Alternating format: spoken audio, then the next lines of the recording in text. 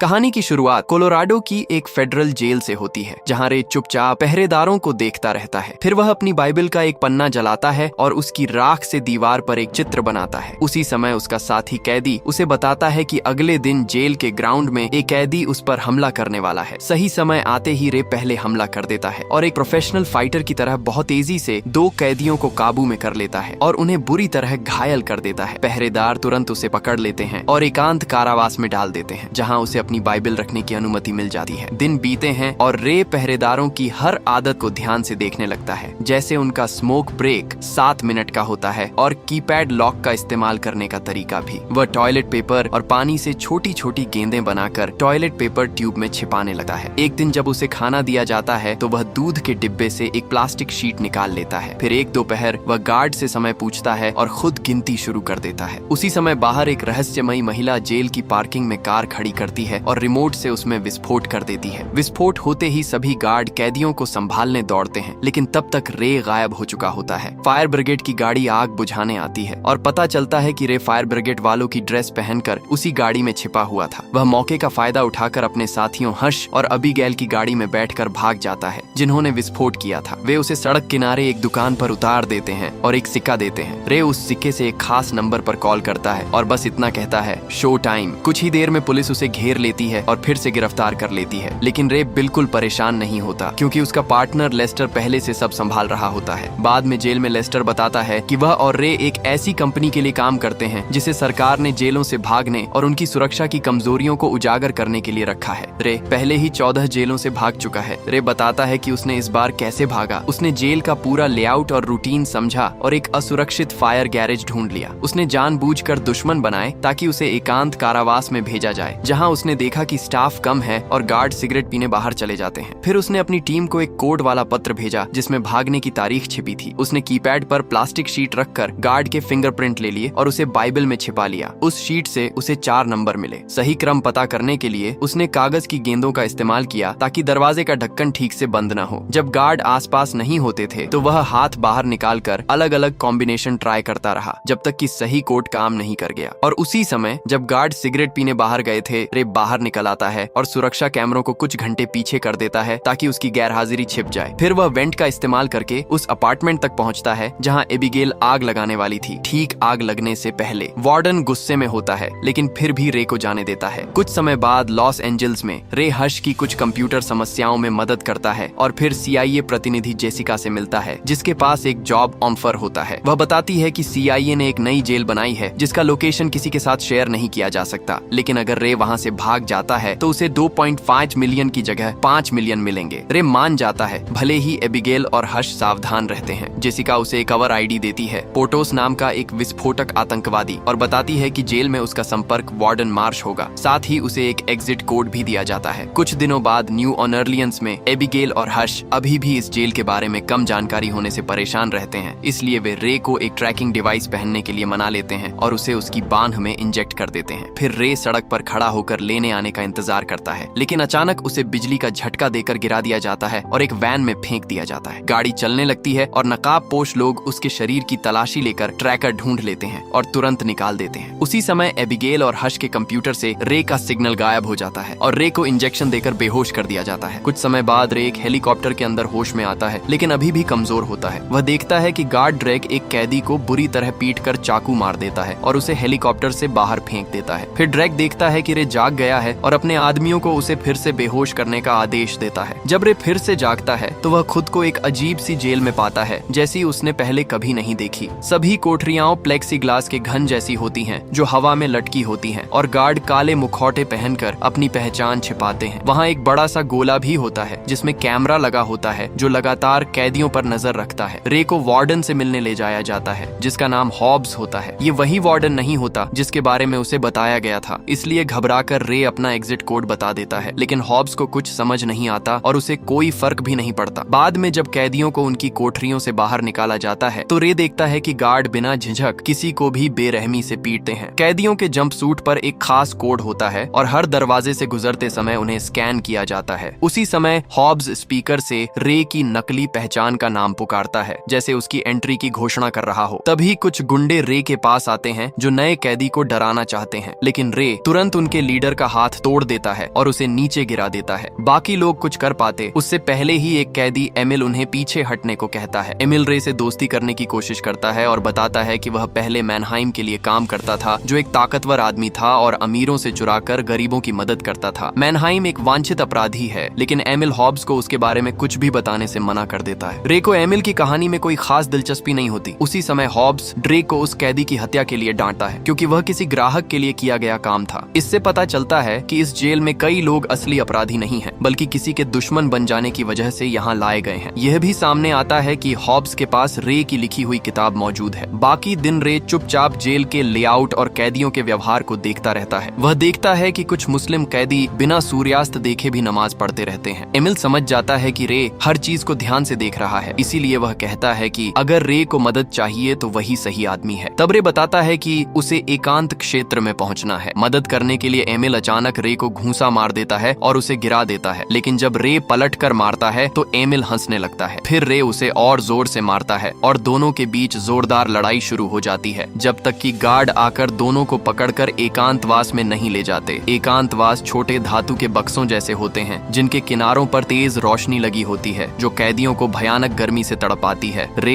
दर्द सहते हुए भी बक्से के अंदर ऐसी चीज ढूंढता रहता है जिससे वह भाग सके। कुछ दिनों बाद डॉक्टर कायरी उसकी जांच करने आते हैं। रे उनसे जानकारी निकालने की कोशिश करता है, लेकिन कायरी कुछ नहीं बताते। बाहर जाते समय ड्रेक उनसे पूछता है कि क्या बात हुई, और कायरी झूठ बोल देते हैं। इससे रे समझ जाता है कि उनके अंदर अभी भी थोड़ी इंसानियत बाकी है। इसके बाद एमिल और रे को वापस उसी इलाके में भेज दिया जाता है। रे टेबल पर एक चित्र बनाना शुरू करता है और एमिल से कहता है कि उसे धातु का एक टुकड़ा चाहिए। वह वादा करता है कि अगर एमिल मदद करेगा तो वह उसे भी बाहर निकाल देगा। एमिल हॉब्स से बात करने का बहाना बनाता है और कहता है कि वह मैनहाइम का पता बताने को तैयार है। वह नक्शा बनाने के लिए कागज मांगता है, लेकिन जानबूझकर एक बेकार नक्शा बना देता है। गुस्से में हॉब्स अपने आदमियों को एमिल को पकड़कर वाटर बोर्डिंग करने का आदेश देता है। बहुत दर्द सहने के बाद एमिल इस मौके का फायदा उठाकर एक धातु का नाली ढक्कन चुरा लेता है। बाद में पब्लिक एरिया में एमिल वह ढक्कन रे को दे देता है। रे उसे अपनी असली पहचान और यहाँ आने का तरीका बताता है। ढांचे को देखकर रे समझ जाता है कि यह जेल जमीन के नीचे बनी हुई है और बॉक्स के नीचे कुछ ऐसा है जिससे वह भाग सकता है। जमीन के नीचे होने की वजह से हवा में नमी है और स्टील के रिवेट्स में जंग लग चुकी है। इसलिए रे प्लान बनाता है कि वह टूथपेस्ट लगाएगा और धातु को गर्म करेगा ताकि रिवेट्स टूट जाएं। इसके लिए उन्हें फिर से एकांतवास में जाना जरूरी है। एमिल जावेद के पास जाता है और उसकी माँ का अपमान करके झगड़ा शुरू कर देता है। जावेद का मुस्लिम ग्रुप उसकी रक्षा के लिए आ जाता है। रे भी लड़ाई में कूद जाता है, लेकिन कुछ ही वार होते हैं कि गार्ड आ जाते हैं और सबको टेजर से काबू कर लेते हैं। फिर सबको वापस हीट बॉक्स में डाल दिया जाता है। वहीं रे चुपचाप रिवेट्स पर काम शुरू कर देता है और अपने शरीर से सब छिपाता है। तेज गर्मी में काम करना बहुत मुश्किल होता है और उसके हाथों से खून निकलने लगता है। जब भी ज्यादा आवाज होती है, एमिल दर्द से चिल्लाकर उसे छुपा लेता है। आखिरकार रे सारे रिवेट्स निकाल देता है और सिक्योरिटी कैमरा रोटी से ढक देता है। फिर वह दीवार पर दस्तक देकर एमिल को इशारा देता है। उसी समय एमिल जोर जोर से रोने लगता है और पागलों की तरह जर्मन में चिल्लाने लगता है, जिससे सभी गार्ड का ध्यान उसकी तरफ चला जाता है। रे इस मौके का फायदा उठाता है, हैच खोल देता है और धीरे धीरे सीढ़ी से नीचे उतरने लगता है। रे सीढ़ी से नीचे उतरता जाता है जब तक कि वह एक लंबे गलियारे में नहीं पहुंच जाता। सामने का दरवाजा बंद होता है, इसलिए वह पाइपों का सहारा लेकर ऊपर चढ़ने का फैसला करता है। लेकिन चढ़ते समय गलती से कुछ बिजली के तार टूट जाते हैं और कुछ पाइप भी टूट जाते हैं। फिर भी रे रुकता नहीं और आगे बढ़ता रहता है जब तक कि उसे एक और हैच नहीं मिल जाता। जैसे ही वह उसे खोलता है, उसे एक चौंकाने वाली सच्चाई पता चलती है। यह पूरी जेल समुद्र के बीचों बीच एक तेल टैंकर जहाज के अंदर बनी हुई है। अचानक उसे कुछ गार्ड दिखाई देते हैं, इसलिए वह तुरंत छिप जाता है और वापस नीचे जाने के लिए हैच में घुस जाता है। तभी रिसता हुआ पानी उसे जोर से धक्का देता है और वह नीचे गिर जाता है। लेकिन गलियारा पानी से भर रहा होता है, इसलिए वह सीधे पानी में गिरकर बच जाता है। धीरे धीरे कैदियों के बक्से भी पानी से भरने लगते हैं और अचानक अलार्म बज उठता है। गार्ड कैदियों को एकांतवास से बाहर निकालने के लिए दौड़ पड़ते हैं। रे जितनी तेजी से तैर सकता है तैरता है। बहुत कोशिश के बाद वह पानी के तेज दबाव के खिलाफ सीढ़ियों पर चढ़ता है और गार्डों के आने से ठीक पहले अपने बक्से में वापस पहुंच जाता है। दूसरी तरफ एबिगेल और हश लेस्टर को बताते हैं कि जेसिका का भुगतान रुक गया है, लेकिन लेस्टर कहता है कि उसने पहले ही बात कर ली है और सब ठीक है। पानी की समस्या खत्म होने के बाद हॉब्स को रे के बक्से में डीले रिवेट्स मिलते हैं और उसे शक होने लगता है। वह एक कॉल करता है और पता चलता है कि लेस्टर लगातार उसके संपर्क में था। फिर लेस्टर हॉब्स को रे की असली पहचान बता देता है और कहता है कि उसे हमेशा के लिए वहीं कैद रखो। वह मैनहेम के बारे में भी जानकारी मांगता है, क्योंकि दुनिया दुनिया भर के बैंक उसका सिर चाहते हैं। हॉब्स समझ जाता है कि एमिल शायद रे के साथ काम कर रहा है, इसीलिए लेस्टर उसे रे को तोड़ने की इजाजत दे देता है। उस शाम रे सोने की कोशिश करता है, लेकिन एक गार्ड उसकी दीवार पर बार बार दस्तक देकर उसे जागते रहने पर मजबूर करता है। सुबह उसे पीट कर जगाया जाता है। यह सिलसिला हर दिन चलता रहता है और रे का शरीर इतना कमजोर हो जाता है कि वह मुश्किल से हिल पाता है। एमिल उसे हौसला देता रहता है ताकि वह टूटे नहीं। आखिरकार रे अपनी कहानी बताता है। वह पहले एक अभियोजक था, लेकिन एक अपराधी जिसे उसने जेल भेजा था भाग निकला और बदला लेने के लिए उसके परिवार को मार डाला। रे जो चित्र बनाता रहता है वह उसके बच्चे की आखिरी याद है। तब से वह यह तय कर चुका है कि अपराधी फिर कभी न भाग सकें। अगले कुछ दिनों तक रे गार्डों की दिनचर्या को ध्यान से देखता है और उनकी आदतें समझने की कोशिश करता है। वह उनके शरीर के आकार से उन्हें पहचान कर नाम देना शुरू करता है। योजना बनाने के लिए उसे पहले यह पता लगाना होता है कि वे कहाँ हैं, लेकिन बाहर कोई निशान नहीं होता। एक दिन दोपहर के खाने के समय एमिल अचानक चुपके से रे पर चाकू से हमला कर देता है। रे को टांके लगाने के लिए डॉक्टर कायरी के ऑफिस ले जाया जाता है। वहाँ रे दर्द का नाटक करता है और गिर जाता है और इस मौके पर ट्रे से कुछ चीजें चुरा लेता है। वह कायरी को उसकी शपथ याद दिलाता है, लेकिन डॉक्टर फिर भी कुछ नहीं बताते। जब रे वापस कॉमन एरिया में आता है तो एमिल उसे एक पेन और एक कैदी का चश्मा देता है। मेज के नीचे हाथ छिपाकर रे एक छोटा सा सेक्सटेंट बना लेता है, जिससे तारों की मदद से अपनी लोकेशन पता की जा सके। इसी दौरान ड्रेक और हॉब्स कैमरे में कुछ अजीब हरकतें देखते हैं, इसलिए हॉब्स रे को बुलाता है। सौभाग्य से उससे पहले कि उसे नए सेक्शन में ले जाया जाए, रे अपना उपकरण छिपा देता है। हॉब्स उसे बताता है कि वह उसकी असली पहचान जानता है और उसने इस जेल को डिजाइन करने के लिए उसकी किताब का इस्तेमाल किया था। हॉब्स कहता है कि वह रे को हमेशा के लिए यहीं रखेगा। तब रे झूठ बोलता है और कहता है कि वह एमिल से मैनहेम के बारे में जानकारी निकलवा सकता है। इसके बाद रे को वापस कॉमन एरिया में भेज दिया जाता है, जहां वह एमिल को अपनी नई योजना के बारे में बताता है। बाद में जब रे हॉब्स को बहुत सारी झूठी जानकारी दे रहा होता है, उसी समय एमिल जावेद के पास जाता है और उसे सेक्सटेंट दे देता है। वह वादा करता है कि अगर जावेद उनकी मदद करेगा तो वे उसे भी भागने में मदद करेंगे। इसके बाद जावेद खुद हॉब्स से संपर्क करता है और कहता है कि कुछ कैदी भागने की योजना बना रहे हैं। हॉब्स उसकी जानकारी खरीदने को तैयार हो जाता है और बदले में उसे खुले में प्रार्थना करने की अनुमति दे देता है, जैसा उसकी मान्यता में जरूरी है। ये सब उनकी योजना का हिस्सा होता है। उसी रात अपनी नई कोठरी में जावेद सेक्सटेंट का इस्तेमाल करके उनकी लोकेशन के निर्देशांक निकालता है। अगले दिन दोपहर के भोजन के समय जावेद अपने नोट्स चुपके से रे को दे देता है। रे उन्हें मौसम, बाहर महसूस की गई हवा, एक नए कैदी द्वारा बताई गई तारीख और टॉयलेट में पानी की दिशा के साथ जोड़कर यह समझ जाता है कि वे मोरक्को के तट के पास हैं। इसके बाद रे कुछ कपड़े धोने वाला पाउडर निगल लेता है ताकि वह बीमार पड़ जाए और उसे डॉक्टर कायरी के ऑफिस भेजा जाए। वहाँ वह कायरी से कहता है कि वह हॉब्स के ऑफिस में जाकर एक खास किताब के एक खास पेज पर लिखा हिस्सा पढ़े। थोड़ी झिझक के बाद कायरी किताब देखता है और उसमें हिप्पोक्रेटिक शपथ पाता है। अगले दिन कायरी गार्डों से कहता है कि रे को चेकअप के लिए उसके ऑफिस लाया जाए। वह सोचता है कि उसे सही पेज कैसे पता चला और तब रे बताता है कि वही उस किताब का लेखक है। इससे उसकी पहचान साबित हो जाती है और आखिरकार कायरी उसकी मदद करने के लिए मान जाता है। इसके बाद रे हॉब्स को मैनहाइम की एक नकली लोकेशन दे देता है ताकि उन्हें भागने के लिए 24 घंटे मिल जाएं, इससे पहले कि सच पता चले। योजना के मुताबिक जावेद भी हॉब्स से मिलता है और उसे आने वाले भागने के बारे में बता देता है। हॉब्स तुरंत कैमरे चेक करने जाता है और देखता है कि रे अपनी सेल की दीवार पर टैप कर रहा है। मोर्स कोड पहचान कर उन्हें एक मैसेज मिलता है जिसमें ट्रांसफर के दौरान ब्लॉक सी में दंगा करने की बात होती है। इसी समय कायरी एक गुप्त ईमेल भेज रहा होता है जिसमें मदद मांगी गई होती है। जब ज्यादातर गार्डों को ब्लॉक सी में भेज दिया जाता है, तब जावेद पब्लिक एरिया में दंगा शुरू कर देता है, जो जल्दी ही पूरी अफरा तफरी में बदल जाता है। हॉब्स अपने आदमियों को जल्दी मूव करने का आदेश देता है, लेकिन इसी मौके का फायदा उठाकर रे, एमिल और जावेद पास के गार्डों को गिराकर उनके हथियार छीन लेते हैं। अंदर आ रहे गार्ड कैदियों को काबू में करने लगते हैं, लेकिन साथ ही गैस बम फेंक देते हैं। गैस के बीच तीनों चुपके से निकल जाते हैं। रे बताता है कि उनके पास बचाव दल से मिलने के लिए सिर्फ 11 मिनट हैं, जो हेलीकॉप्टर से आ रहे हैं। वे तेजी से ऊपर की ओर भागते हैं और एक दरवाजा खोल लेते हैं। तभी रे को एक सुरक्षा कैमरा दिखता है। चूंकि सारे कैमरे आपस में जुड़े होते हैं, रे इस एक कैमरे से छेड़छाड़ करके सभी कैमरों को बंद कर देता है। उसी समय हॉब्स लॉकडाउन शुरू कर देता है। जब तीनों बाहर निकलने वाले होते हैं तो उन्हें एग्जिट डोर बंद मिलता है। वे रास्ता ढूंढते हुए भटकने लगते हैं, लेकिन तभी गार्ड उन्हें घेर लेते हैं और गोलियां चलाने लगते हैं। तीनों जवाबी फायरिंग करते हैं और गार्डों को गिरा देते हैं, लेकिन जावेद घायल हो जाता है। गार्ड फिर आ रहे होते हैं, इसलिए एमिल और रे जावेद को घसीटते हुए भागते हैं और एक दूसरे दरवाजे के पीछे छिप जाते हैं। रे समझ जाता है कि मोशन डिटेक्टर ने उन्हें पकड़ लिया है, इसलिए वह उसे बंद कर देता है, जबकि हॉब्स स्पीकर से उसे ताने मारता रहता है। तब रे फैसला करता है कि उसे इंजन रूम में जाकर बिजली काटनी होगी। वह अपनी बंदूक जावेद को दे देता है और उसे और एमिल को सीढ़ियों से ऊपर जाने को कहता है। रे के जाते ही जावेद समझ जाता है कि वह शायद नहीं बच पाएगा। वह एमिल की बंदूक भी ले लेता है और उसे बिना रुके आगे बढ़ने को कहता है। एमिल के चले जाने के बाद जावेद अकेला रह जाता है और गार्ड उसे घेर लेते हैं। वह बहादुरी से लड़ता है और कई गार्डों को मार गिराता है, लेकिन आखिर में एक छिपा हुआ शूटर उसे गोली मार देता है। जब हॉब्स उसके पास पहुंचता है तब मरने से पहले जावेद अपने भगवान का नाम लेकर आखिरी शब्द कहता है। इसी बीच ड्रेक इंजन रूम में रे का पीछा करता है। रे उसकी गोलियों से बचने के लिए इधर उधर कूदता और भागता रहता है, फिर अचानक पीछे से उसे चौंका देता है। संघर्ष में ड्रेक की बंदूक गिर जाती है, लेकिन वह तुरंत चाकू निकाल लेता है। कुछ वारों के बाद ड्रेक रे का गला दबा देता है और उसे गिराने की कोशिश करता है, लेकिन रे उसका पैर पकड़कर उसे काबू में कर लेता है और वह सीढ़ियों से नीचे गिरकर मर जाता है। इसके बाद रे तुरंत कंट्रोल पैनल की ओर भागता है, टेक्नीशियन को बेहोश करता है और जहाज के जनरेटर बंद कर देता है। पूरे जहाज की बत्तियां बुझ जाती हैं और दरवाजे खुल जाते हैं, जिससे एमिल बाहर निकल आता है। उसी समय एक हेलीकॉप्टर जहाज पर फायरिंग शुरू कर देता है और डेक पर उतरता है। उसमें से कुछ लोग बाहर निकलकर गार्डों से लड़ाई शुरू कर देते हैं। एमिल गोलियों से बचते हुए आगे बढ़ता है और हेलीकॉप्टर तक पहुंच जाता है। हेलीकॉप्टर में एक सैनिक घायल पड़ा होता है। पायलट उड़ना चाहता है, लेकिन एमिल कहता है कि वह रे का इंतजार करेगा। फिर वह मशीन गन उठाकर लड़ाई में कूद जाता है और कुछ ही सेकंड में कई गार्डों को मार गिराता है। इंजन रूम में हॉब्स रे को ढूंढ रहा होता है, लेकिन रे एक पानी के टैंक के अंदर छिपा होता है। उसी समय गार्ड जहाज का सिस्टम फिर से चालू कर देते हैं, इसलिए एमिल के पास हेलीकॉप्टर में लौटने के अलावा कोई रास्ता नहीं बचता। उधर रे का टैंक पानी से भरने लगता है, लेकिन डूबने से ठीक पहले टैंक खाली हो जाता है और रे समुद्र में गिर जाता है। रे तुरंत तैरकर ऊपर आता है। एमिल उसके लिए सीढ़ी नीचे फेंकता है, लेकिन जैसे ही रे ऊपर चढ़ने लगता है, हॉब्स और गार्ड उन पर गोलियां चलाने लगते हैं। एमिल रे को बंदूक देता है और दोनों जवाबी फायरिंग करते हैं। इसी दौरान एमिल के कंधे में गोली लग जाती है। हॉब्स लगातार निशाना चूकता रहता है और रे इस मौके का फायदा उठाकर तेल टैंकों पर गोली चला देता है। एक बड़ा विस्फोट होता है और हॉब्स मारा जाता है। कुछ घंटों बाद हेलीकॉप्टर उन्हें मोरक्को के समुद्र तट पर उतार देता है, जहां जेसिका उनका इंतजार कर रही होती है। तब सच्चाई सामने आती है कि एमिल ही मैनहेम है और जेसिका उसकी बेटी है। उसने अपने पिता को जेल से छुड़ाने के लिए ही रे को काम पर रखा था। वह यह भी बताती है कि लेस्टर भ्रष्ट है और उसने उसे भी धोखा दिया। कुछ समय बाद रे की मुलाकात अबीगैल से होती है, जिसने लेस्टर के बारे में सच्चाई पता कर ली होती है। अगर रे जेल से बाहर नहीं निकल पाता तो लेस्टर को जेल प्रोग्राम का सीईओ बनने का ऑफर मिलने वाला था। अब लेस्टर भागने की कोशिश करता है, लेकिन हश पहले से उसकी कार में बैठा होता है और उसे तुरंत बेहोश कर देता है। जब लेस्टर को होश आता है तो वह खुद को समुद्र के बीच एक जहाज पर रखे एक बंद बक्से के अंदर पाता है। अब वही जाल उसके लिए तैयार हो चुका होता है, जिससे वह कभी दूसरों को फंसाता था। अब किसी को पता नहीं है कि ये जहाज कहाँ जाएगा और इस जहाज का दरवाजा कब खुलेगा या नहीं खुलेगा, वो भी किसी को पता नहीं है। लेस्टर को उसके बुरे कर्मों की सजा मिल जाती है और इसी के साथ ये कहानी यहीं पर खत्म हो जाती है। आपको ये कहानी पसंद आई हो तो लाइक एंड सब्सक्राइब जरूर से कर लेना, ताकि आप ऐसी ही रोमांचक कहानियां और देख सको।